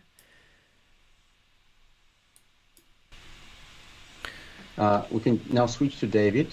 Knock, guys. This is Daryl just joining you and bringing the live audience in. Looks like you're right into creating a couple of flows. So feel free to continue and maybe explain a bit about what you're doing. Sure. So what we're just talking about was when somebody's going to be using the Q&A maker to pose a question, and it's going to try to walk the user through, is this a question you had? Is there anything else you need? There will inevitably be scenarios where people are going to be asking a question that Q&A maker does not, or the chatbot doesn't know the answer to. And so the way that we're handling it right now is you go into Teams, and it's actually going to post a message with the question in a very specific channel. So if I quickly go back to my flow and just rerun it, so I will actually cancel out of this action, and I'm going to rerun the same flow just to show all the audience what it is we're seeing here. And I'm going to go to a different channel. And what you'll see in a couple of seconds is that it's going to send me a notification that there's a new message that's being posted. So let's just check the flow. Let's make sure it's running. Yeah, it is running. This is good. Like it's directing that question to experts that might be monitoring this channel, so that you do have people who are going to give an authoritative answer. Exactly, and that's exactly the intention, is that the chatbot may be used in many places across the organization. You may have it in Teams, you may have it on your intranet. People might be accessing a chatbot directly on their mobile device. And then the idea is that if a question comes up, you want to be able to handle that question when it's posted. So let me just go back to, there it is right here. Brilliant. Okay, so should I cancel my vacation? Depends on the location. And then that's all that the person monitoring this channel would have to do. They submit it. All right. It's going to say basically, thanks for answering the question. And then the part that Thomas right now is working on is once that answer gets submitted back from the flow, it goes back into the Q&A maker's database. And then next time somebody's going to be answering the same or asking the same question, it is then going to provide the user with the answer that was just provided. And so that answer, I know you've just dropped in some text there. If the subject matter expert had created, let's say, an intranet page, is that something that you could put in there and that would become part of the response in the Q&A maker? Yeah, you could. I mean, you could in theory put in text and then include a URL inside of it. I'm not 100% sure if the URL is going to be resolved and clickable. Yes. It is working as a valid working. Oh, okay. URL. Brilliant. Because there'll be a limited amount of text that you can get in there, of course, as an authoritative response, and you want to go long form and potentially have other content to help explain that answer. I've seen some really good, interesting touch points there across where you might send content through to the intranet team, and then they can there's that crossover point of where it works with the Q&A bot. Please do continue and show us a bit more about how it works. Adaptive cards, is that that's certainly made the job easier for the subject matter expert. They don't have to go off somewhere and work on some crazy looking screen that they might not be familiar with to actually give an answer. Yeah, correct. So initially the thought was that when Thomas and I talked about it yesterday was that once the question is not answered, maybe we want to write the question into a SharePoint list and then build a Power App, and a person who's monitoring, they can see all the questions that are coming up, and then they would be able to answer them. But I think one thing we're trying to do here, and this has been a bit of a resonating message, is Teams is our hub for teamwork. And we're working inside of Teams. And so since we have something like adaptive cards that can, in this particular case, solve the problem in a very simple way, why have to divert a user from their normal work to go and check if something else is happening in a Power App and refresh it when Teams can just notify them at the time when it's happening? So it just made more sense to use adaptive cards for this particular scenario. And I absolutely agree. I think if I can borrow what these things are, they're still called flows, aren't they? You're keeping in the flow of your work so that you can continue to respond to that flow. Okay, that's a bad joke. I'm sorry, but I'm a dad, so I'm allowed to do that.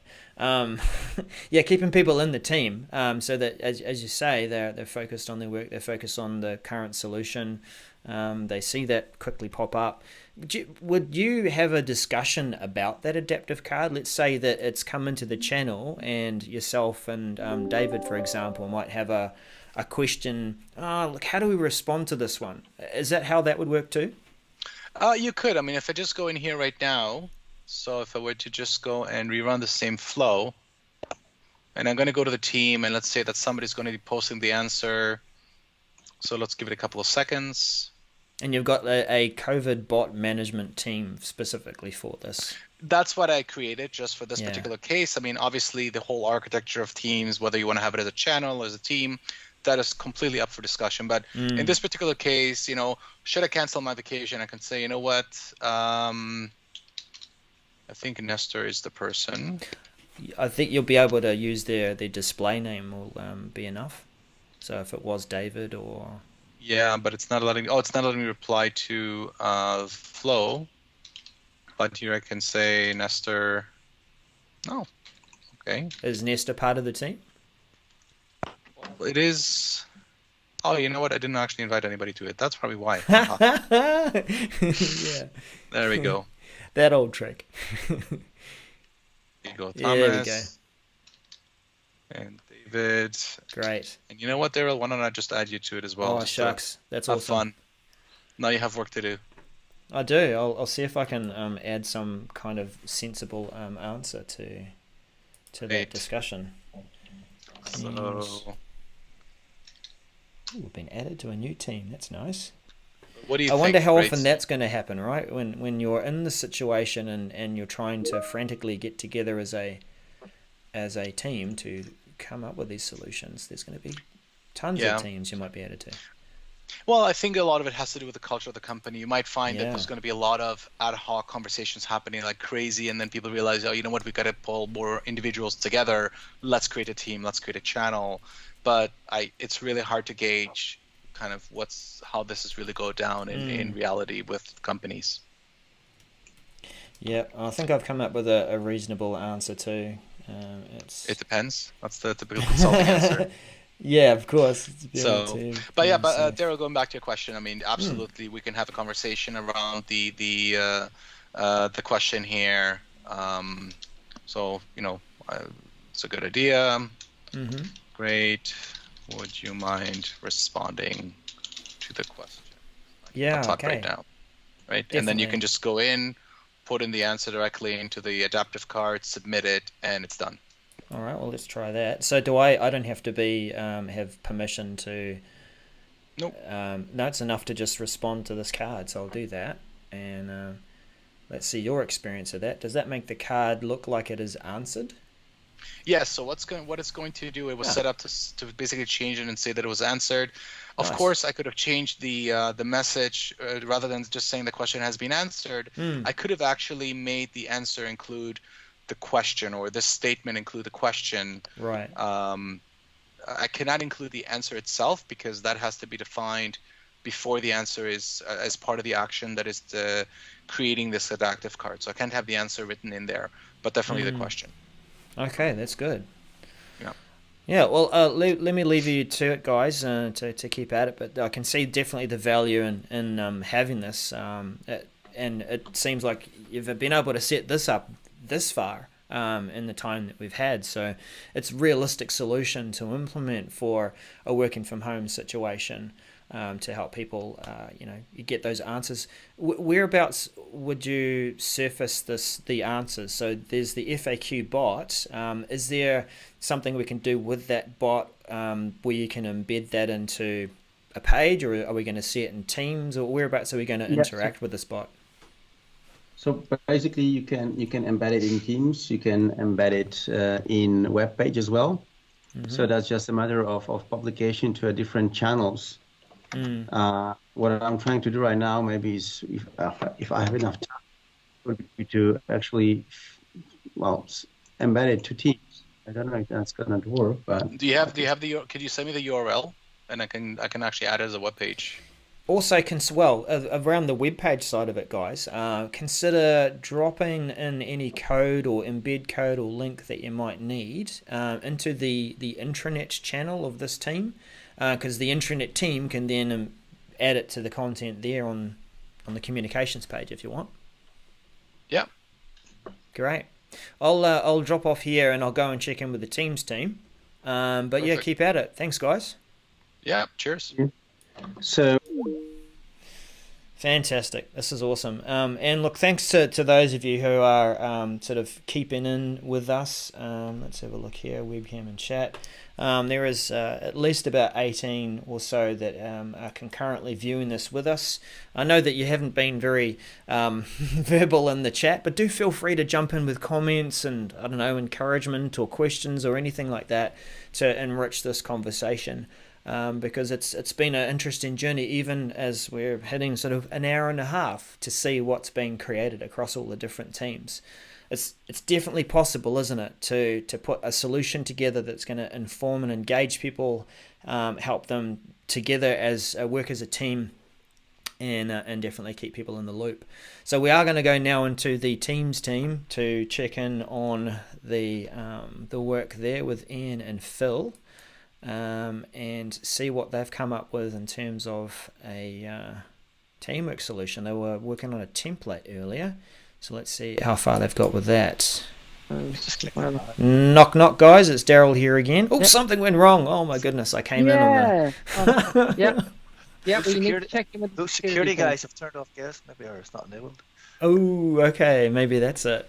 Well, how far have you got now, guys? What's happening with your team's template and various things? So we've spent a lot of time discussing the template, and we've created a template team, and now we're creating a real team from that template. Fantastic. So that's called IT department. Always a good starting place for testing things. Yeah. Dog food. And we've added a number of tabs that we think are important going forward. Teams walkthrough being the first one after files. The wikis come across, Phil, again. It's interesting. It brings it up. Of course it will come across. It's always there, yeah. And then we've added crisis management, which is pointing to the stuff that Sarah is working on. Oh, feel free to click into it. Yep. And we've got a planner plan. It sets that up tab. Why? Hasn't it brought it across? Interesting. It didn't bring across the URL across. I believe so. The crisis management tab is in the template. Yes. Yeah, start from the template and show us what that looked like. The template. We'll go back to the template in there. So some reason the tab's not across. I saw that some time ago, and I thought it might be resolved. It brings across the tab name, but it doesn't actually. Yeah. So one thing that is coming, knowing that we keep an eye on the 365 Message Center, you're having to use a website tab to bring this content across, which is kind of your last resort. It doesn't always operate as you would hope. Mm-hmm. But the SharePoint tab is going to be able to bring in pages from sites outside of your team. At the moment, it's currently restricted to that, but that's certainly going to make this job easier, isn't it? Yeah, very much. Yeah, so this is good, being able to bring that content in so that you are seeing that within the team and alongside your teamwork, then that's that's definitely crisis management is key to keeping in touch with that. I noticed like I guess it's demo mode that you're dropping things into the general channel. Do you think it would be useful to have a channel dedicated to organizational news and keeping people in touch, so that it's still available but kind of separate to the other teamwork that is happening? There's a number of ways of doing that. What I really wish teams had was a shared channel that could be in all the teams, that you could post into once and it updates all the teams, if you like, from a support point of view. I mean, you can do posts to multiple channels now, but you still have to be within a team, within that team. So yeah, it's kind of limited in some ways. Yeah. So the request would be, I guess, for an organizational channel that is exactly in control of and you can deploy that. Aside from that, can you build that kind of channel into the template, and then that's going to be part of the template every time you create it? You can, but I mean, it's not, obviously the posts into that are going to be specific to that team, but yeah, absolutely. It'll create the channel. Mm-hmm. Otherwise, you're going back to the Power Automate and basically having you post to one channel and then picking that post up and automatically posting to all the others. But you're creating separate posts for every one, so it's a bit messy. Right. So your goal with the channel would be that it's a channel that is in everyone's team, but also when you respond and you're having your discussions, everyone is able to have those discussions. Correct. Yeah, and I guess the other way to achieve this, we can bring in that integration side with Yammer, is that page which you're currently presenting here, while the conversation isn't happening in the Teams interface, if it's an embedded Yammer conversation web part, then it is part of that org-wide discussion and it is available within the team. Exactly, yeah. Yeah. Okay. What else have you been working on? So the Teams walkthrough tab, what does that look like there in the template? So we were conscious of the fact that there might be people coming to this for the first time. So we wanted something simple that we could point everybody to get started, if you wish. And we've put this front and center, if you like, after posts and files. As you know, we can't change the order of posts and files, but we wanted the next thing to be this is how to get started. Yep. If you wish. Yep. Definitely. And again, it's pointing to Microsoft content. It's not pointing to something that we have to maintain. I think it's very important that any help that is here, and that's the whole point of the Learning Pathways side. Any help we point to is actually created by somebody else. In this case, Microsoft. So we don't have to do very much, because it's impossible to document this stuff. I think because it changes on a daily basis. So that's right. So we've got something to get people up to speed with Teams. We've got a crisis management channel. You said Planner was part of that. So does the plan's going to be a blank plan, or is that something that you kind of fill in terms of ideas? It's just, I think, a very useful tab to have in every team. A planner and a OneNote notebook. Now, there's obviously going to be adoption around that, because not everybody's going to have used Planner, and that not everybody is going to have used OneNote either. But I certainly feel that these are two very powerful applications. Especially OneNote is a superb application to add to every team. But it will take training. I mean, you can either go one of two ways as well. Is that you can actually put either a team or a Yammer in there, where it basically has those Q&A and those training resources available within there to do that through the SharePoint Learning Pathways, and just use Yammer or an org-wide team to do to have those question and answers and how to get there. I still believe that it's a matter of how big your organization is as to if you've got 50 or less people, then you could go for an org-wide team and then just put a channel in there for questions around using Teams. If you've got a lot more than that, you probably want to put it through the Yammer and the learning pathways, so that people have got that information.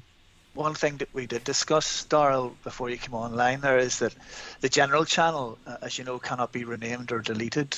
And it's the big plus point of the general channel is it's a great place for the team owners if you like, to update that team on what's going on. So Right. I think it's a good practice, and Phil can show you there, to turn off the ability of members of the team to post into the general channel. But for this particular scenario, we've actually left that on because it might confuse people. But certainly what I do is create additional channels for those conversations to take place. And another useful channel to have from day one in the team is a channel called something like Teams Design, where you can have those conversations related to how this team should work and look and feel, Right.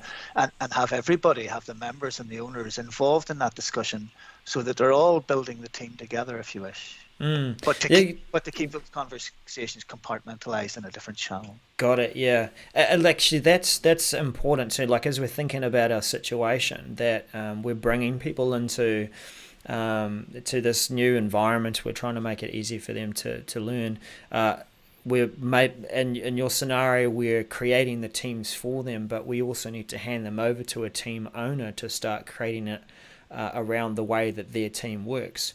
So as they've been sent to home, what are the channels that they might create to support their teamwork? And even a discussion we probably haven't had yet, if you haven't on your recording, is what about how are we going to choose which files to bring across, and what does that look like? I know some orgs have been saying, do we go through some hurried migration exercise where we bring a year's worth of files across, or what do we bring across that's going to help us continue with teamwork? So yeah, any thoughts there? Well, that's going to depend.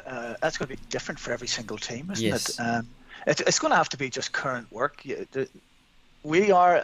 This is an example of, if you like, an emergency situation where everybody needs to work from home. So you only want to bring content that people are currently working on. Yes. And it never makes sense, in my opinion, in a migration to bring everything across anyway into the SharePoint side, because draw a line in the sand, if you wish, and bring across current content or content that's important, and go forward with that. Some organizations are going to have the luxury, you might say, of they can still access their file server. So at least maybe if they wanted to start dragging things across as needed, they can. Yeah. Others won't. It'll be literally, well, we're going to be closing the doors soon, so grab what's on your desk and go. And that's, I guess, the virtual thinking that we have to go through is, if I needed to do that, and I've got a couple of hours beforehand, what is it I'm going to copy into a channel, into files, into my OneDrive, so I can keep working with my team on the things that are important. Yeah, it also depends on things like if they're already using stuff like OneDrive, etc. If they've already got OneDrive, then it's easy to move things across. But then if it's back on an on-prem file server, they're going to have the VPN and just pick up what they need, and then bring it in. Depends on the time involved, doesn't it? I mean, you can use the SharePoint migration tool to bring content in to the SharePoint sites, etc. But yeah, we're mimicking, if you like, a very quick turnaround, a 24-hour turnaround to get people up and running. So I like your channel for discussing how to organize that team. Another key piece of using Teams, which again might be new to people, is meetings and having those online meetings. And so is there something maybe in that standard guidance or that standard standard team template? How would you address helping people to get familiar with using meetings within the team? Point to existing content, to existing help content from Microsoft. I mean, in every single team, as you know, bottom left, you've got the help icon, and that points to some excellent online training. And the key thing about it is it's all very short, 3 minutes or so. And, a post into the channel to say that everybody new to Teams work their way through some of these. They're short and snappy, and they're to the point. That's really good advice. I do forget that that's all sitting there underneath the help button. And I know you're going to go through that if you are just getting familiar with Teams and checking things out. There's going to be some vanilla kind of advice there too, which might not be available within your organization. Certain things might be locked off, or you're not using certain things in the way that they connect. But it is a starting point. Again, it's not about being perfect, but it's helping people get up to speed. Hey, I might just drop off now and just check in with another team, and we are coming close to our time. We'll jump into our wrap up meeting as we talk about our solutions. So I might not join you again, but we'll send a message through to say, okay, everyone jump into that call in a little while. Okay. Thanks, guys. See you again. See you. Bye. All right, how are we getting on there? So yeah, the time is getting close to the end of the hackathon. There is a lot that we can try and achieve within 2 hours, but hopefully we have the luxury of putting more in place in a longer period of time.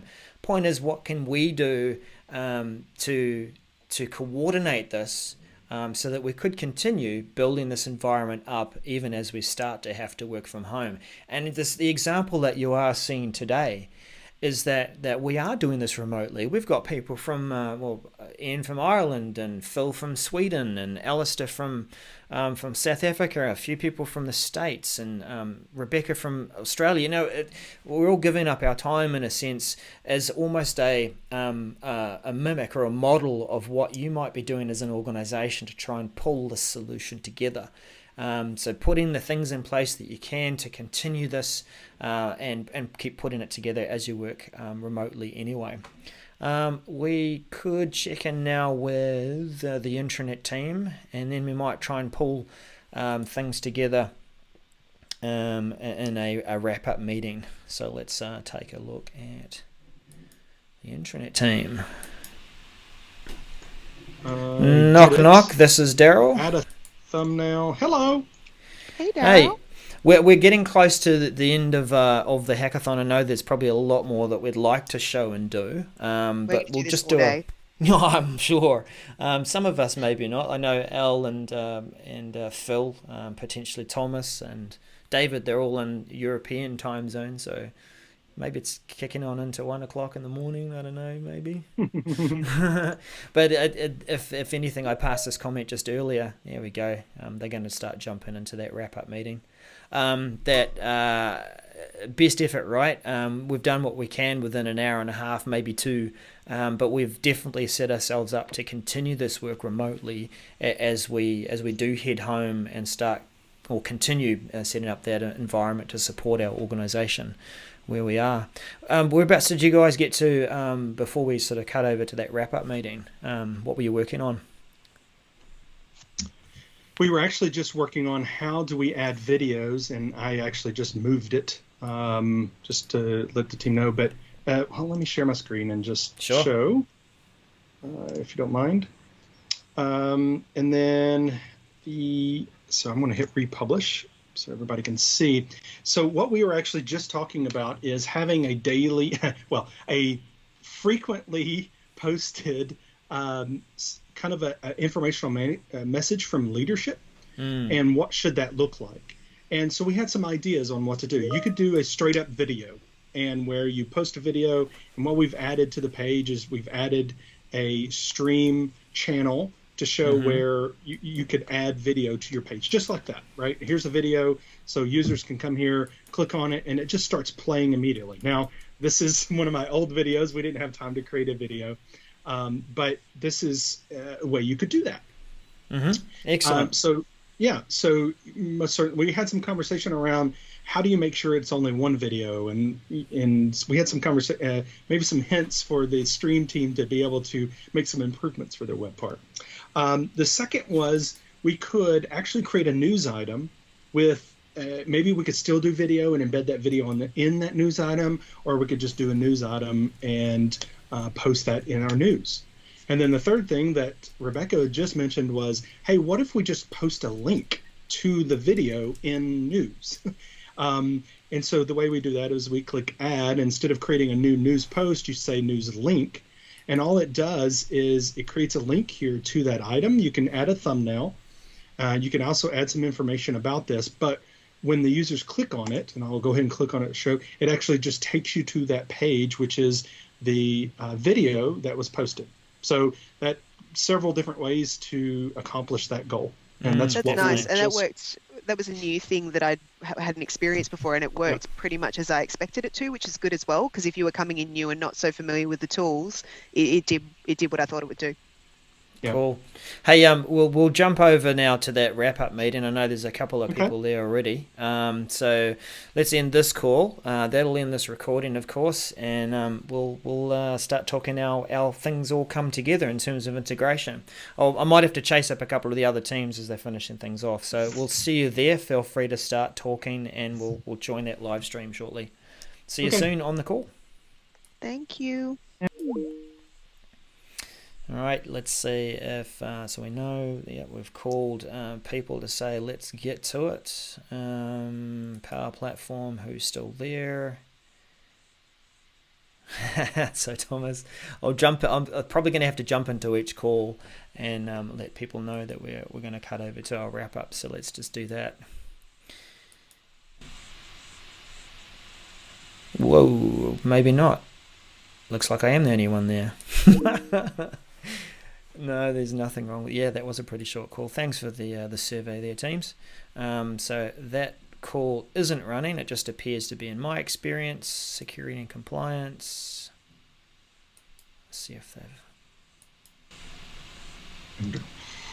Hey guys, it's Daryl here. Knock knock. We're going to go and jump over into that wrap up meeting in the general channel. So if you end this call, we'll continue the call from there. See you soon. That's what we're doing right now. Awesome. Cool. Bye for now. Dismissed. And Power Platform, they've gone. Intranet, they're going. Teams, they're going. All right. Quickly checking here. It looks like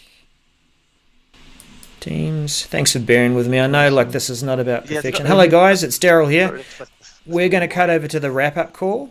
So if you just jump into that general channel, everyone else is there now too.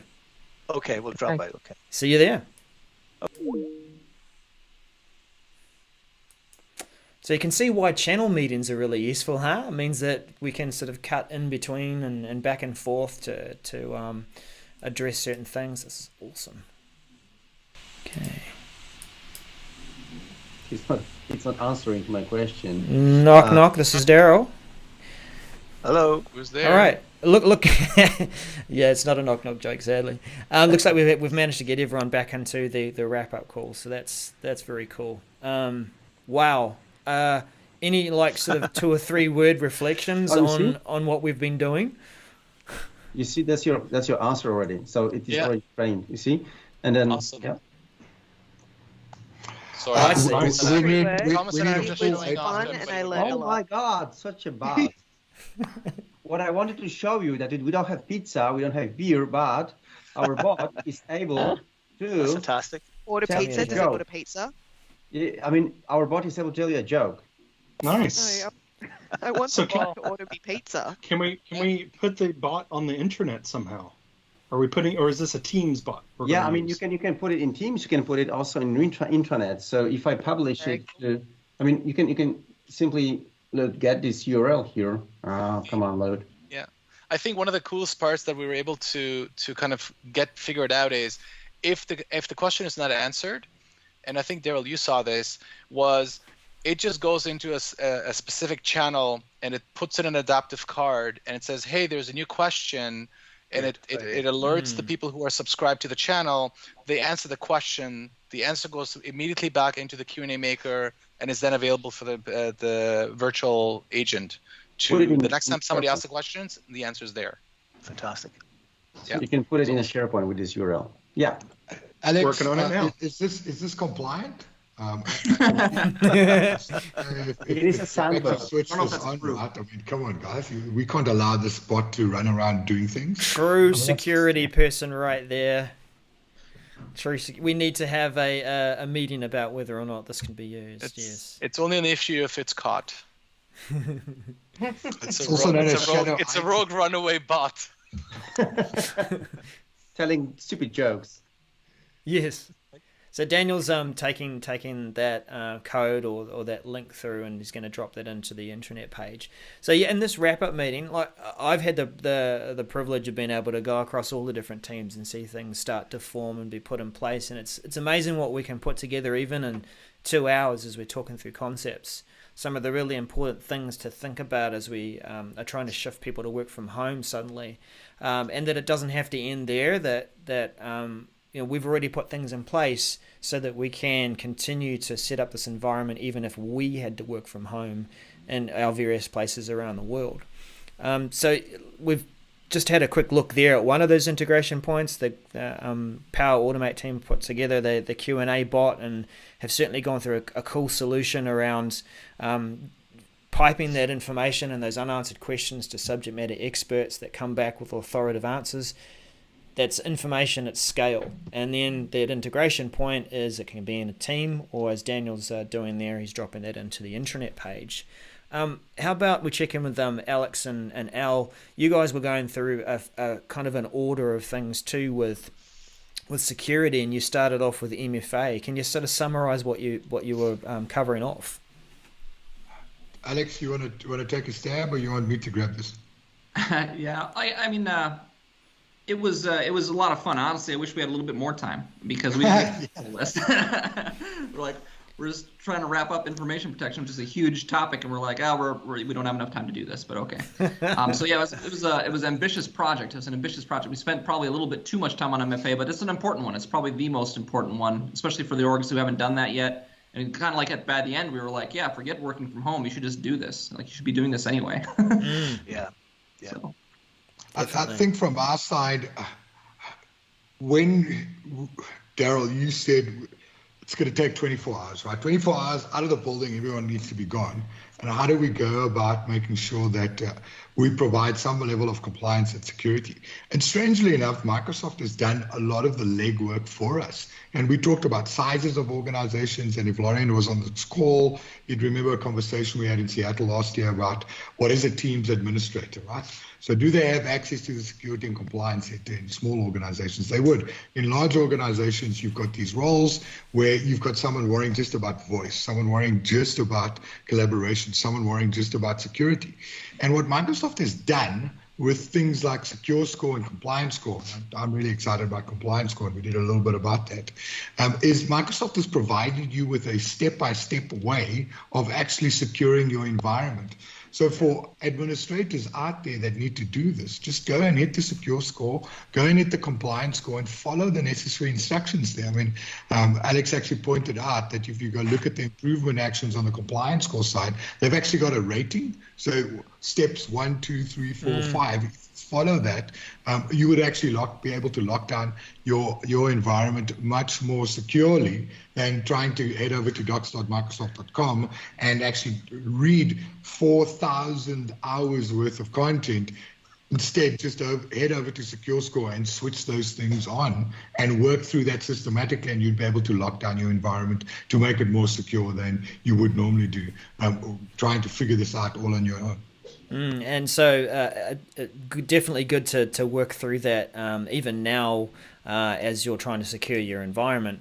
And the sort of you've got to go out within 24 hours. It's good that you both addressed the most important thing, MFA, confirming that you are who you say you are, and then getting into conditional access. So yeah, good to address those two things, and then of course do what you can to continue to secure it. But I think in this situation too, when it's crisis reaction and getting people to work from home, you both indicated you do have to take care as to what you put in place so that you don't suddenly lock thousands of people out of work when they're supposed to be working from home. Thanks, guys. Let's also sort of check in with a few thoughts around the Teams team. That's Ian and Phil. So yeah, we had some great discussions and didn't get very far. I think like the security side of things, but tried to address some best practices in terms of the channel creation and the number of owners in the team, etc., all of which are documented pretty well out there. But yeah, as I said at the start, a huge part of this crisis management is getting people up and running in Teams, meetings, channel conversations, getting them comfortable with that, pointing at relevant training. What we hope to achieve tonight, putting the Learning Pathways site at the top left in the nav bar, but that was a ridiculous thing to hope to achieve. So just did not have the time. But the key thing is point to content that's already been produced for you by Microsoft. Don't write your own. So yeah, Phil. Sorry. So, yeah, and I mean, basically with Teams, I mean, there's so many moving parts. Yeah. So there's only so much you can concentrate on, and we were concentrating more on about getting a Teams up and getting people to actually think about what they were doing, so they don't end up with a big mess at the end of the day, and trying to give them some resources and some ideas of how to go about and quickly set up teams around their organizational structure, and to think about, originally the first part was to think about some of the governance things around that, about who can create teams, making sure that making that flexible enough that you don't end up with team sprawl, and you end up with a governed way of doing it and things like that. So that was some of the other things we concentrated on. Yeah, I think the guidance that you've given, which is it's a template, the sysadmins are still creating that on behalf, but giving enough guidance for each business unit who starts to use these teams to create it around the way that they work, so they can get on with work and continue, was an important strategy. And we did talk a bit briefly too about files and what to do with that, and that it's about taking what you're currently working on, not trying to go through some hurried massive migration projects that would be unrealistic. Yeah. And we didn't mention metadata once. Oh no, you didn't. But you just did. You just ruined it. You just ruined it, Ian. We needed to come up with the perfect information architecture, and we could not move people to work from home until we got it right. 5 months later. Yeah, exactly. Yeah. With Power Automate, we've heard from Teams, we've heard from security. Let's hear from the Intranet people, Yammer, and adoption. So that was myself and Rebecca and Sarah. I think I'd like to just share the screen. I mean, if we're talking about Intranet, might as well show the Intranet. While I think I would echo a lot of what has been said already, that we didn't have a whole lot of time to do everything exactly the way we might want to end up. I think we made a great start at it, and we had some great conversations. So about what is the best way to do a certain thing, and I'm about to talk about one that we had 3 different choices, and for your organizations need to make their decision on how they best want to do that. So first off, here's our site, and of course our navigation up here. This is a deployment of the patterns and practices provisioning service. The crisis management template is out there for you, available for every organization to deploy, and we talked about doing that, and we walked people through that. So a lot of this information was provided by Microsoft, which is great. They have really stepped up and created this template in a timely fashion. So we have our news at the top. We've added Yammer, and I'd like to default to Sarah to talk about the Yammer bit in a little bit here. But we've added the Yammer conversations in here. The videos to various content from the World Health Organization. I've added the Q&A bot that was created by the other team on the page, so we can say, what is COVID-19? And it's going to tell me exactly what the answer is. Well, almost. First, you just need to go through these questions. I know. So it's going to respond and say, not going to help you. So anyway, they've demonstrated that, but it's slick. You can add this bot to your homepage. What is COVID? That line needs to say, sorry, can you repeat the question? Right. Anyway, there you go. So there you go. Wow. And so this is fantastic. This did answer my question, so you're able to do that on the Intranet. Additional resources, this is a list that we can add. And then we have videos. We talked about maybe having a stand-up meeting or a video, every day or on a regular basis from the leadership of the organization to make sure that you're communicating in an easy fashion of here, person to person. We also created a list for Q&A, and then I'll come back to that in a second. And then we have the Twitter post from the CDC as well as the World Health Organization here, kind of just showing what's happening. And I'd like to have Rebecca talk a little bit about this, but we've talked about the Q&A bot, which is one way to ask questions and get answers. We talked about creating a list, which is a SharePoint list, throwing it on here. We talked about doing it in Yammer, marking best answer. So Rebecca, do you want to talk a little bit about the Q&A, kind of what we discussed and how we went about that? Yeah, so the idea was to have a spot for frequently asked questions, which is a trigger word for me, but generally when you have a situation like this, you end up with something of that sort. So the conversations we had around were, we're going to get people asking questions on Yammer, which is great. Can we leverage the best answer feature? Can we use, and I'm truncating a little bit here, but can we use topics or those types of things to leverage them? The point that we ended up at was we'll do this question and answer list as the official list. So even though we can mark best answers in Yammer, things change very quickly. We've got this list which can be official. With the list, we've got a title, so a general title, the specific question, and then the answer. We put a contact field on there so that there's a person that people can go to if they have more, so they know who the authority is. And then we also added a status field on there because Sarah had a great idea about how we could use that status field to potentially do some cooler stuff. Now that we've seen the bot feature, I think the question in my mind would be how would we step this up and manage it? Is the bot feature the best way to leverage it? Would we still want this display of question and answers? I think that'd be the next step that we'd take in how we'd use this and then leverage it for future crisis situations. Oh, I totally agree. I think the integration here, is there a way we can integrate, those question and answer? The problem I see with using the Q&A bot as the reason why we created this, right, was here are the top questions. We want to make sure we officially answer these and that you see them.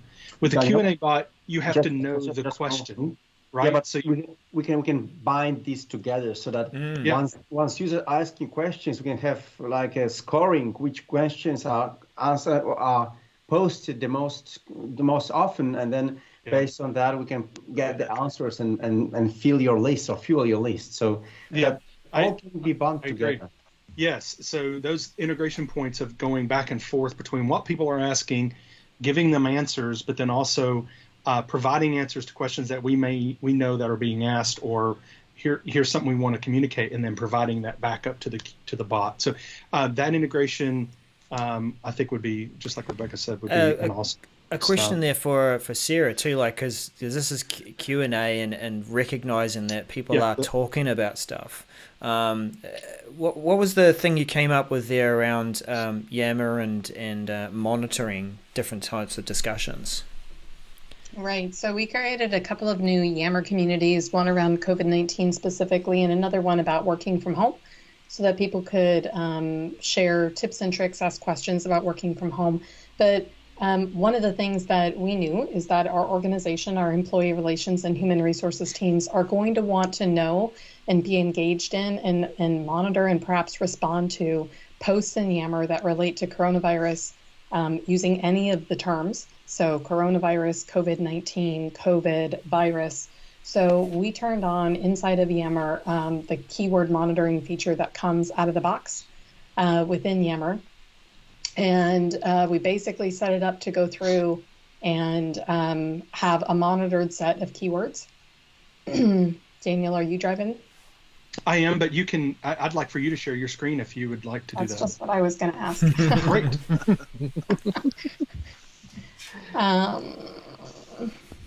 Let me go ahead and share my screen. All right. So here we are in Yammer. And we're in the Yammer admin portal. So you, of course, have to be a Yammer qualified admin to be able to do this, but we basically created a series, and it's in regex format, which is a little bit, but nevertheless, we created a bunch of different synonyms around different ways of spelling coronavirus. And we basically have this all pointing to an email address.